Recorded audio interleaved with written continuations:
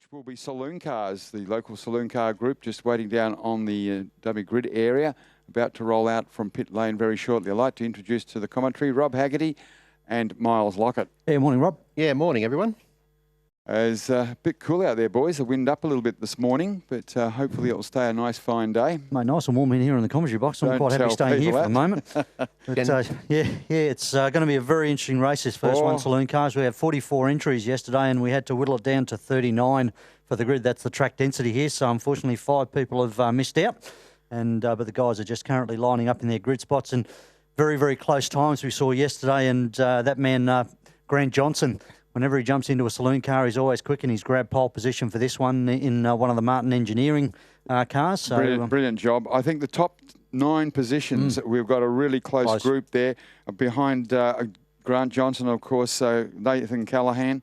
Nathan, of course, the current Saloon car champion in Western Australia in the VT class. His second time as champion too, and doing a great job. Rick Gill fighting back very strongly in the AU Fox. Falcon. Yep, also a former champion. Very close behind in third. Then Gary Hills, always there in car 76, the Hills Haulage Commodore. And then Michael Howlett, well, hasn't he been a revelation? Formula Ford driver, HQ driver, star in both, and now starting to be a bit of a star in Saloon cars. He's sitting there in 4th place at the moment. Yeah, it's a real who's who of Western Australian Saloon car racing in the first probably 3 to 4 grid positions, and it's great to see Grant Johnson back there in the pole position. Every time he steps into a Saloon car, he's right at the pointy end of the field, and I think the battle between he and Nathan Callahan today is going to be something spectacular. Matt Martin did a good time, and he got 6th fastest in the Martin Engineering VT Commodore. Good job by him. He just got there ahead of Travis Sharp. Now, Travis out of the EA VN class, now moving up into the AU Falcon. He's 7th fastest, and right behind him, man, it's been top in HQs, top in Saloon cars, and good to see him return, Tony James. And right behind him in 9th position is Dion Panizza, a former champion as well. So the first 4 rows, pretty well studded field behind them as well. Yeah, of course, not to forget that this is actually a mixture of both classes that we run up here, the VT and AU, plus also the EA and VN. And the quickest man in terms of the EA VN, great job in 13th position, was Aaron L. Peacock. Now, Aaron's normally not one of the quick guys when it comes to the state round, so he's obviously found some form in that car. So I think the Pettis suspension supported car, I think, just rolling through turn 1. And he's managed to outclass some of the later model cars too, which is quite impressive. Yeah, the Simon VT Commodores. is behind him. Reg Ralph is behind him as well. Vince Chinella is a couple of spots back. Now, normally Vince is one of the real front runners of the AU VTs. One car that's a long way back in terms of the AV in is Rodney Craig. He's normally one of the front runners too. So look out for the lime green car just going through West Track Corner now. And he's going to be one of the cars who hopefully will be on a bit of a charge in the first event. But so 39 cars we've got out there, and very, very good looking field of cars as well. And as you say, the battle between the top 10 cars, I reckon, going to be interesting. I think maybe a little bit of argy-bargy, bit of paint swapping. Really? Who knows? I'll tell you one to watch out for. Action-packed. In 11th position, car number 18, the Tremco car of Jason Tremere returning in the AU Falcon. They really got the Falcons flying last year, but unfortunately towards the end of the year they flew off the circuit a fair bit too. But back strongly, and let's hope they have a great performance. They got 3 races this weekend, so I hope they don't all throw it into the kitty litter in the first few laps. Also, in terms of the Tremere's, Colin Tremere. I mean, he's only 2 spots back from the boys, so he's certainly found some pace in his car. And it looks like, though, we're missing Craig Tremere out of this one. So one of the Tremeres hasn't showed, looking at our timing monitors. But, yeah, really looking forward to this one. So they always seem to grow some extra muscles and flex their arms a bit more when it comes to running at the V8 supercars. This is probably the biggest stage these guys ever perform at, so they really want to make a standout. As Grant Johnson in the Martin Engineering car number 22 pulls up on pole position. Calmac Smash Repairs car number 1 for Nathan Callahan beside him. Oh, this is going to be a hot race between these two. Both been former champions in the class. Also, of course, Grant being a former champion in series winner in the V8 Ute Series, National Series. On the front row, both of them. Then back to Rick Gill, and this is going to be interesting. The Falcon chasing down the Commodores. And then Gary Hills doesn't give up without a fight. Definitely not. And I'll tell you what, I'm really impressed with Matt Martin back there on the third row of the grid as well. And obviously he's been working hand in hand with Grunter Johnson to to get both of these purple cars up towards the pointy end of the field. And great job from the Martin engineering crew. Yeah, looks like we lost Paul Frost out of this one. He's headed into the pit lane in the Kuros Racing VT. So not sure what the problem is there. I've got to say, it's magnificent to see all these cars. Right around the corner. Right around the corner. It's been a while since we've seen that in some categories here at Barbagallo Raceway. So that's a magnificent sight to see the cars right the way around towards the last grid positions that we have marked on the start-finishing straight and, in fact, around the turn 7 here at Barbagallo Raceway. Good luck for the boys actually trying to see the lights. They're going to have to look out the side window. Grid, it looks like it's just about set, waiting for the green flag. Just about to be waved in the middle of the field. Yes, Pete's happy with it. So green flag being waved. Clears the circuit, and now it's up to the starter to get the red lights on, and we'll 5-second board up. Racing underway at the Perth 360 Challenge this weekend. Red lights on, and we're away. Ooh, and what a Callahan great start from Nathan Callahan, and he's moving straight over to his across, right to protect that position from Grant Johnson as he heads towards, well and truly clear towards turn 1 Cat Corner, and he's made a clean set of heels. We've got third place there by Rick Gill, and then we've got Hills settling into fourth place from Matt Martin, and then we're back to Malcolm Howlett, who's made a good start as well. Travis Sharp in his Falcon. He's moved from a Commodore to a Falcon this season, and behind him, of course, we have Dion Peniza. And Tony James wedged in between there. Then it's Razmosky, Lillis. Then it's back to the first of the Tremco cars. Earl Peacock. Look at the stream of cars going around through V8Race.com, sometimes too wide. And as they head through Barbagallo Sweeper and down into Con Corner for the first time. You can't help but think that Grant Johnson's not going to let this this battle simmer down too quickly before he's on the back of Nathan Callahan again. And we wait for them to come over the top of the Supercharged Hill. Oh, Nathan got a good run on him up the hill, though. He's come over the top of Supercharged Hill's pulled away. Got a big good gap. Can he hold on to it, though? That's the problem as they come down the chill fast break corner. Yeah, add on to the Coates High straight. Yeah, a little bit of oversteer there on the purple car in second place of Grant Johnson as they come onto the straight. And that's probably hampered his outright speed down the Coates High straight at the end of lap 1. Dion Peniza trying to put one on Matt Martin down into West Track, and he gets him. Moves up a position in car 16. Matt Martin in a little bit of a traffic trouble there, getting hounded a fair bit as they work their way up through the chill man-up S's, up through V8 race. Yeah, Michael Howlett really pulling onto the back there also of the Hills car there up through V8 race corner. So he's looking like he's got his eyes on wanting to make a position up, and it'll be interesting to see how they go at Con Corner on this particular lap. Yeah, it looks like tyres, etc., aren't really coming up to pressures as yet. They're very, very tail happy as they went through the sweep at that time on our monitors. Looks like Razmosky down the inside of Martin. Yes, he makes the move into Con Corner. That's brought Lillis up onto the back of also the car of Martin as well. And he's going for an inside run as they charge over the top of Supercharged Batteries straight. As our race leaders are with us once again, and it's still Callahan from Johnson. Then it's a 3-car length back to Rick Gill, followed by Hills, still very taily. Then it's back to Howlett from Travis Sharp for Tyre Proud Motorsport, doing a good job. Then it's back to JMO. Matt Martin really falling away here at the early stages of this race, and he's just been taken over by Tremer there as well. Jason Tremer into 11th place there into first corner.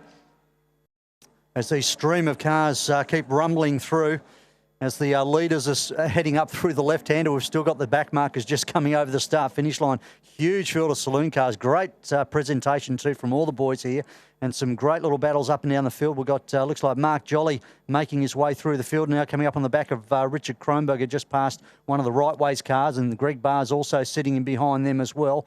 Williams also started from the back of the grid too, so expect car number 3. He's going to make a huge charge through the field. That's Brett Williams, car number 3 for Response Medical.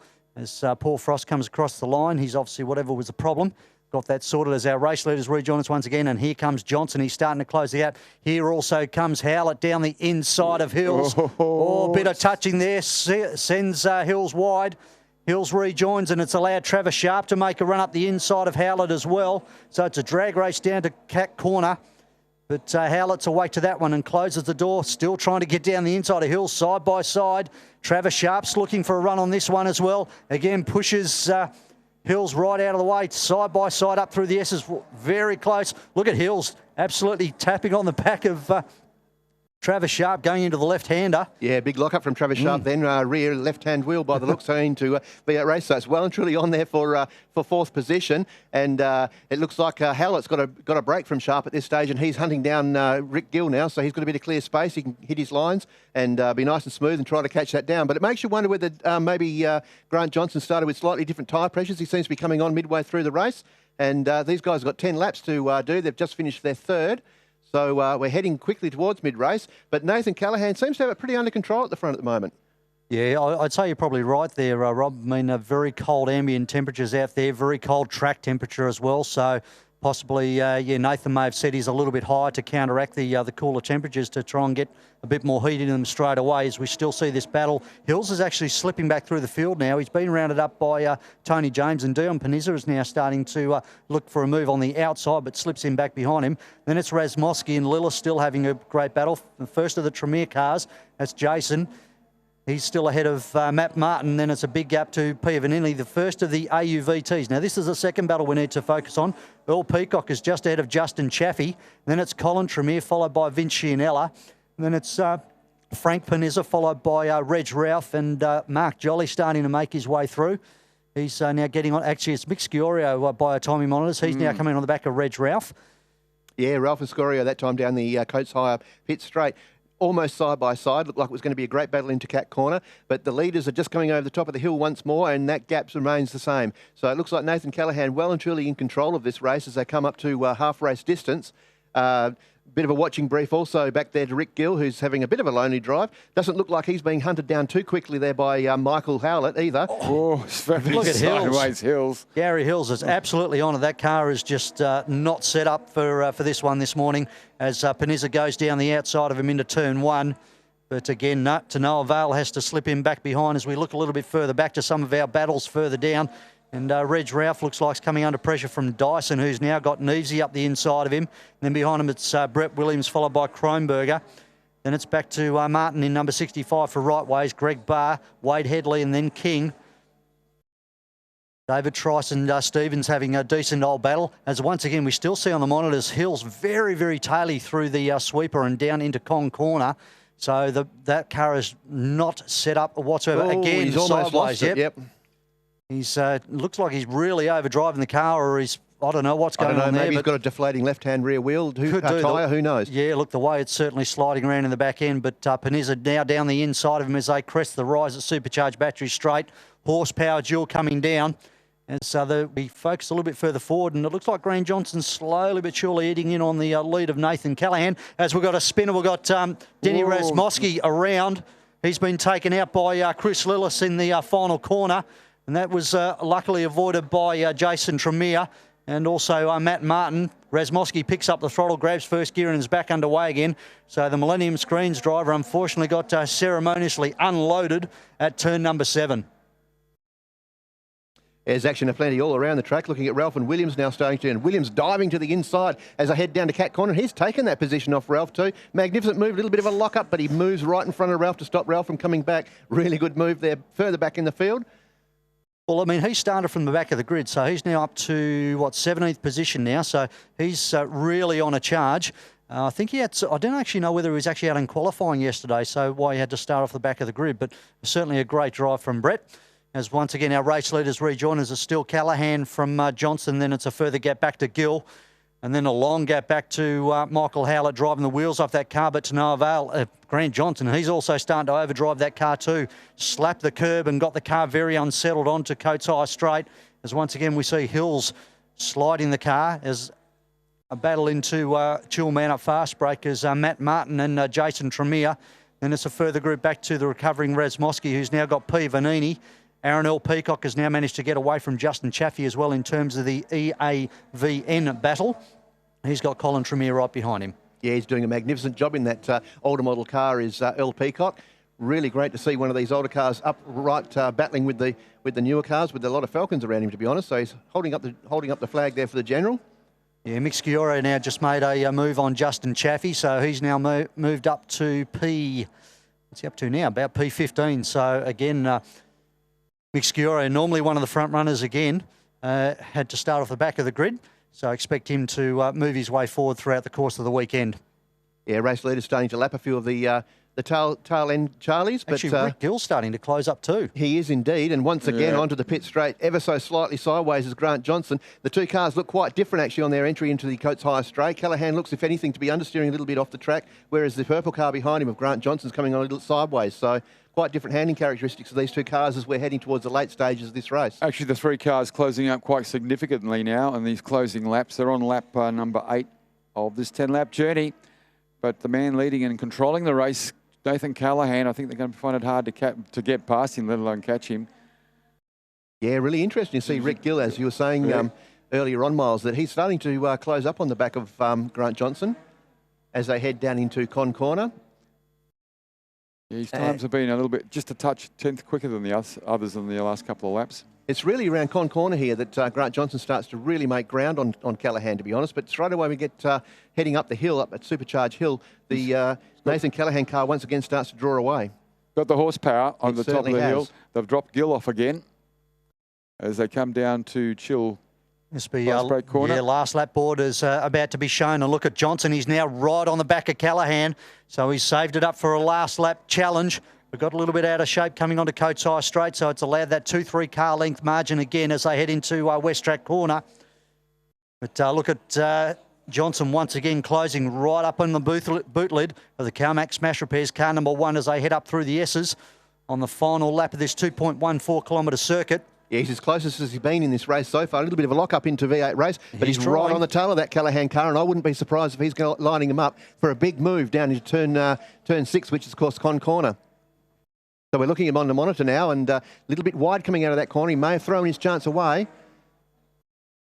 Yeah, no, I think he'll be eyeing him up. A good run out of Con Corner here, and up over the top of Supercharged Battery Straight, and lining up for a inside move, possibly, unless well, Callaghan will be awake to it, but he knows what he's doing, so he'll move straight to the inside of the circuit to protect the line, will he? No, he's still holding the racing line as they come down the bottom of the hill. Will Johnson have enough? No. Feints a move to look to the inside, but no, to no avail. So it's going to be Nathan Callaghan. He's just got to get it through this corner, point and squirt, and it's going to be